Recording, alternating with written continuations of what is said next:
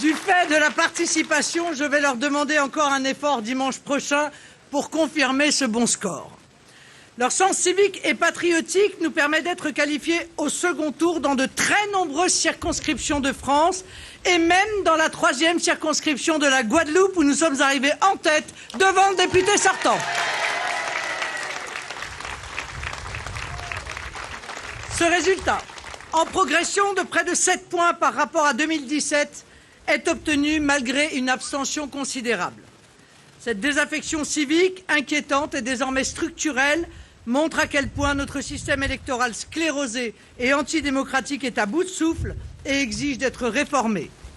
Revivifier la démocratie pour que chacun se sente entendu et représenté sera une des priorités de ce quinquennat. D'ores et déjà, dans les circonscriptions où un candidat Rassemblement national est qualifié, j'appelle tous nos électeurs à confirmer et amplifier leur vote.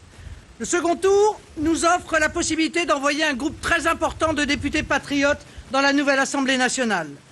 Nous pouvons en effet espérer nombre de députés pour faire valoir avec cœur et conviction vos idées, vos valeurs et vos intérêts, comme pour défendre votre pouvoir d'achat ou votre sécurité. Dans notre pays, en proie au doute et où tout semble hors contrôle, on le voit avec le Stade de France, l'inflation ou la hausse du carburant, il faut des députés solides et déterminés pour faire valoir la voix des honnêtes gens, celle des entrepreneurs et des salariés, des familles et des retraités, celle de patriotes français qui souffrent de voir leur pays dans cet état. Dimanche prochain, il est important de ne pas laisser Emmanuel Macron disposer d'une majorité absolue dont il abusera pour appliquer ses méthodes autocentrées et brutales et nous imposer son projet antisocial, faire ce qu'il veut comme il veut, à votre place, mais sans vous et souvent contre vous. Si vous laissez faire, nous risquons d'entrer pour 5 ans dans un tunnel sans lumière. Pour une majorité de Français, cette situation sera peu respirable.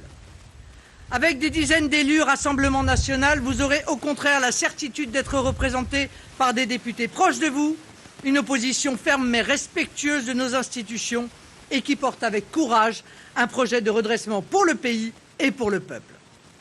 Dans les circonscriptions qui voient au second tour un duel entre La République En Marche et la NUPES, j'invite les électeurs à ne pas choisir entre les destructeurs d'en haut et les destructeurs d'en bas. À ne pas choisir entre ceux qui veulent vous priver de vos droits et ceux qui veulent vous priver de vos biens. La France n'est ni une salle de marché, ni une ZAD. Dans le cas où un candidat autre que le Rassemblement national ferait face à un candidat LREM ou NUPES, j'invite les électeurs à agir en conscience, en fonction du sens patriotique de ce candidat. Électeurs du Rassemblement national, électeurs patriotes de droite, de gauche et d'ailleurs, ayez conscience que la séquence électorale n'est pas finie. Vous avez un rôle essentiel à jouer. Vous pouvez faire entrer à l'Assemblée un groupe national très important comme jamais dans l'histoire politique de notre pays. Ce sera là une immense victoire pour le camp national, pour le peuple et pour la France. Cette victoire du camp national est à portée de main et de vote. Je compte sur vous. Vive la République, vive la France!